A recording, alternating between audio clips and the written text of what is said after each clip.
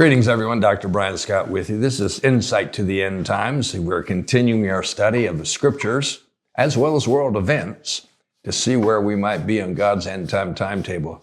We've been studying and we've been sharing these podcasts, Insights to the End Times, for we've just finished up 3 years. We're in our 4th year. And as I look back over some of the notes I made when we first began these podcasts in 2022, boy, things have changed. Things have accelerated. We're so much closer to the end than we were before. It is remarkable, absolutely remarkable. So we're in Matthew chapter 24. And having said that, sometimes this is referred to as the apocalyptic chapter. This is end time chapter where Jesus is speaking. But he also he speaks of the same events in the book of Mark, chapter 13, primarily in verses 3 through 13. Mark 13, 3 to 13. And in the book of Luke, chapter 21. And those are verses 7 through 19. And in all three of these books, when he's asked the question, when will the end come and what will be the sign of your return, that's a leading question his disciples asked of him. His answer is deception. He said there's going to be deception everywhere. And we've studied this in previous podcasts. In fact, I think we've had something like 5 or 6 podcasts just on deception because it is so real and it is so prevalent in our society today. My gracious, my smartphone, you have one, I'm sure you have one. And almost 80% of the world has a smartphone of some description. And it has so much information available to us, and it has it available to us on such a ongoing, instantaneous basis that we fall into the trap of everything the smartphone shows us and tells us is true. Well, maybe it isn't. The governments came up with some terms here in the in the last 5 years, as we went through COVID-19, the pandemic. They came up with some terms called misinformation and disinformation. And they use that as a weapon, really, to say that we didn't have the right to have an opinion. We had to follow their opinion. We had to follow their path. We had to do what they said. And no one knew whether what they were telling us was good and valid and true and proven and so on. And if you didn't follow their path, oh my gracious, you were in trouble. So they termed you, you're sharing misinformation or you're sharing disinformation. And it got into a really, really heavy duty sense, like our society became very tense, very, very tense. So we're continuing our study here in Matthew chapter 24 about these signs. What will be the sign of your return, Jesus, and what will be the sign of the end of the age? And Jesus kicks us off by answering in verse number 4 by saying, well, the first thing will be deception. Hey, this is Matt from Insights to the End Times. I wanted to interrupt just for a quick moment and ask you to do us a huge favor. If you could go ahead and hit the like, share, or subscribe button, it would allow us to make sure that you stay up to date with all the latest videos from Dr. Scott. Now back to the episode. All kinds of. Verse 5, he talks about false Christians or false Christs who will attempt to deceive many people. He gets into verse 6 and he says there's going to be wars and rumors of wars. And in verse 7, he says, don't be alarmed if you see nation coming against nation and kingdom against kingdom. So we're talking about the way people treat one another. False information, deception, and then we have the conflicts of war and rumors of war and nation versus nation, kingdom versus kingdom. Then he adds in verse number 7, some natural events that are going to occur. And he lists 3. He says there's going to be famines and pestilences and earthquakes. Now, one of the interesting things about these statements he's making, famines, pestilence, and earthquakes, is not only are they signs of the very end, but they are very prevalent items that occur during the 7 years of tribulation. They are very, very common all through the tribulation. They're part of the things that are poured out upon the earth. And we see judgments coming during that time period. We'll deal with that at another time, but there are judgments in that 7 years of tribulation. There are 7 sealed judgments, and then there's 7 trumpet judgments, and then we have 7 vial or bowl judgments.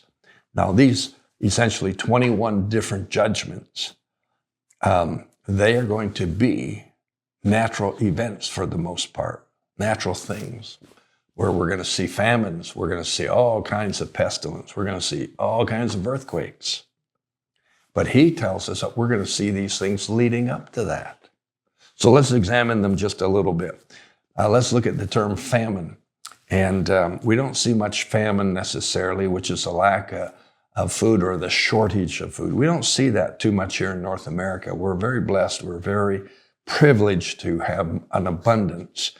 I remember that my wife and I hosted a dinner party for clients of my law practice back many years ago when I was still practicing.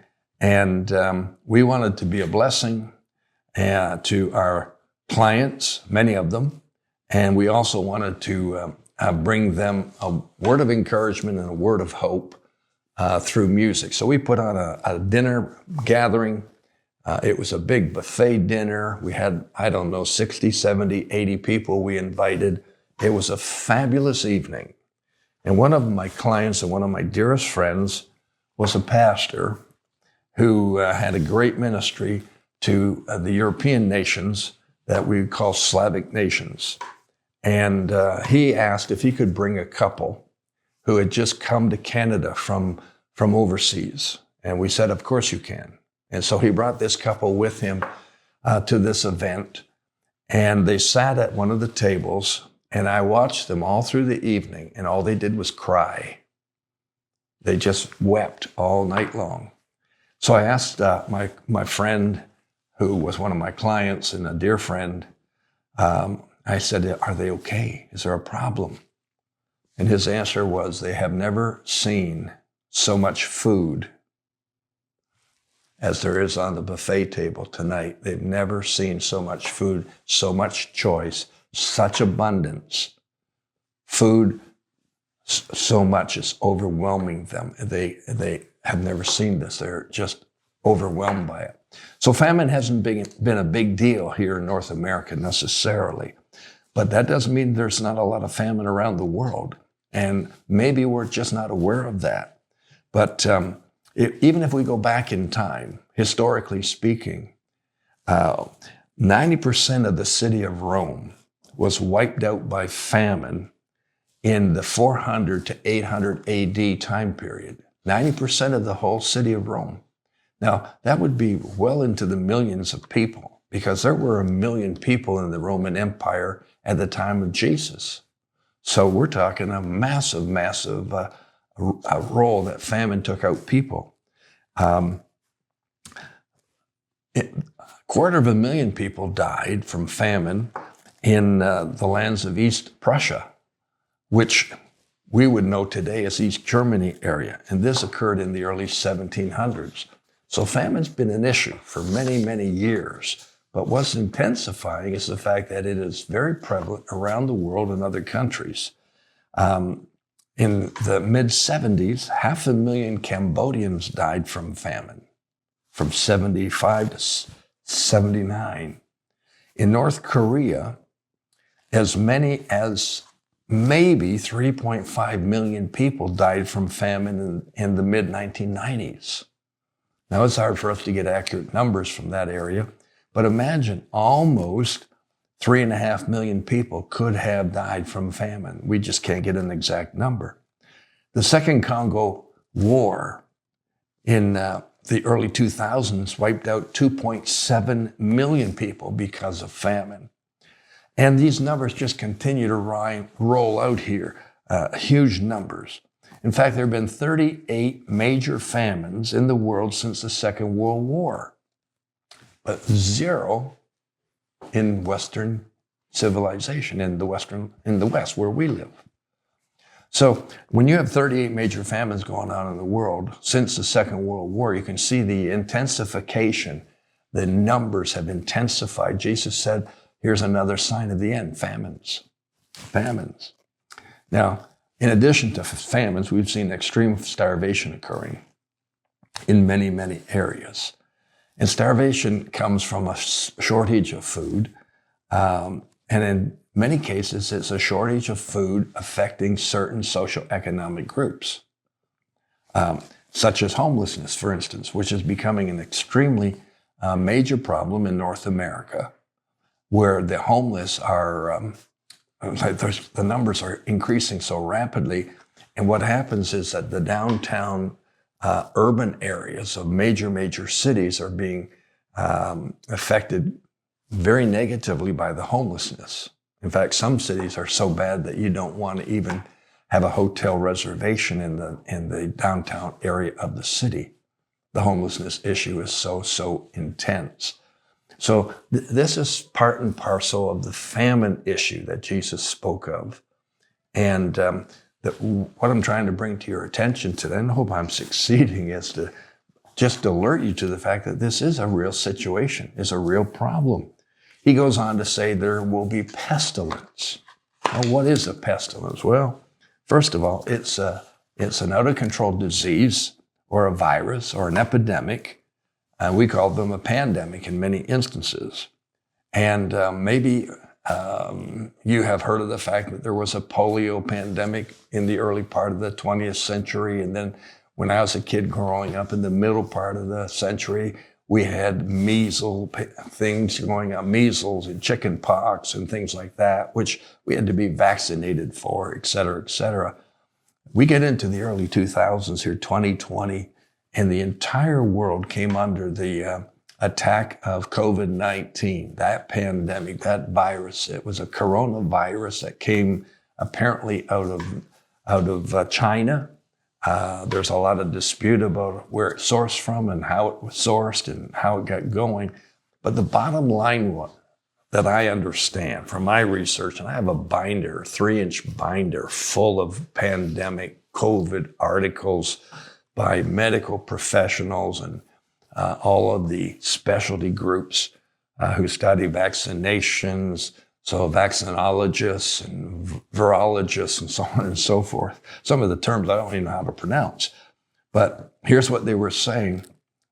One medical doctor, I believe he was from Great Britain, England, made a statement that this virus would be more deadly than the Black Plague that had affected the nation, the world, hundreds of years or decades before that. I don't even recall the exact date of the Black Plague, so I apologize for that. But he made a statement, it's going to be deadlier than the Black Plague. And what happened is that fear, F-E-A-R, took over the entire world and absolutely polarized people, and they became just absolutely fearful. Overly fearful. As a result, there was such a panic that was ensuing that the government stepped in and they said, here's the only way we can combat this. You must be vaccinated, and you must be vaccinated immediately. And the whole world, around the world, not just in North America, but around the world, went into shutdown, lockdown, and everything else. And the rules and regulations that came forth were of a pestilence nature. Couldn't leave our homes. Couldn't gather with family even. One friend of ours has, if I recall correctly, they have 7 children at this point in time, maybe not 5 years ago. But the government said you can't get together with more than 6 people. He said he couldn't even get together with his own family because with mom and dad and the at least 6 children alive at that time, they exceeded the number. Like everything, it was crazy. You probably remember this. Some of you are still feeling the effects of the virus. Some of you are still feeling the negative effects of being vaccinated. This is not across the board, obviously, but there are some people who are really, really fighting these things. So what do we have going on here? We had a pestilence, a disease, a virus that was announced. It was a real issue, obviously. It was not made up. It was a real problem. But the response was over the top, like so far over the top, you can't even explain it. You can't even describe it. It was so far over the top. Jesus said, we're going to see famines. We're going to see pestilences, just those two. Then earthquakes was the third category. But what I want you to be aware of is, along with famines, along with shortages of food, along with starvation, along with a virus, a disease, what you have is absolutely over-the-top fear. And when fear steps in, people, it's like they become frozen, absolutely frozen. So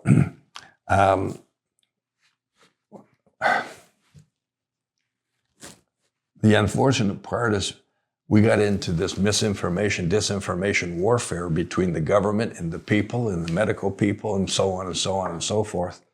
And the restrictions, the freedoms just disappeared. So let me add one more category here that is like a pestilence in my estimation, because it's causing the same kind of responses as the COVID-19 pandemic caused, and that is this fixation we've come into as nations on climate change, and absolutely being forced by the authorities once again to go in a certain direction. So here in Canada, as a for instance, we have been told, mandated, that we can no longer have a plastic straw to drink from a can of soda pop. We can no longer use a plastic bag in the grocery stores. We can no longer use plastic little boxes for leftovers from the restaurant. So they have mandated across the board that plastics in all those very usable forms have got to go. Then they have come out with, we've got to get rid of the internal combustion engines in our cars and vehicles and trucks and so on. So we are going to go to the EV, that's electrified or vehicles. And so that's become a huge movement here in our nation. And there's mandates there that say by such and such a date, we must have this much of the sales must be. So 2030 is a big date at the present time, and we have to hit these targets, which mean that everything's shifting and changing. So what if you don't want to drive one of those? What if you want to use a straw? What if you want to, et cetera, et cetera? And is there really a climate change issue? I just read a report the other day that in the last 100 years, the Earth has only seen an increase in its ambient temperature of 1 degree Celsius. That's not a major issue from my perspective, but maybe I'm not educated in that realm sufficiently to comment. But here's my point. As with all these things, do these things not create fear? And fear doesn't it drive us? And you get two opposing groups. So what do you have going on? You have nation against nation. You've got a kingdom against kingdom. And the kingdom or the nation we may be speaking of would be one family against another family in the same family. But Jesus said these are signs of the very end. And we're aware of these things. Obviously, we're aware of them. It's forced upon us constantly. But are you aware that they are prophetic? Are you aware that they are prophetic signs of the very end and the introduction to the return of Jesus Christ? If not, I hope I've helped you see that there's more merit here in these issues than meets the eye. We'll be back next week with more material for you as we continue looking at these Matthew 24 verses I call you supernaturally blessed. May you have an awesome weekend. And don't overlook all this. This is very important information. Call you blessed. Amen.